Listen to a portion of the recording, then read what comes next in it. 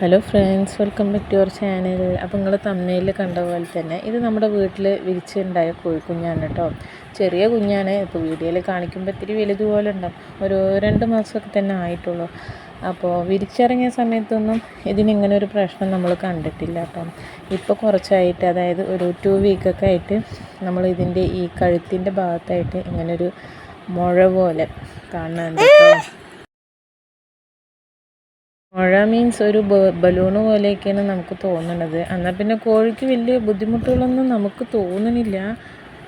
ചെറിയൊരു അവശത പോലെയൊക്കെ കാണുന്നുണ്ട് കേട്ടോ. അപ്പോൾ ഇതെന്താ സംഭവം എന്നറിയില്ല.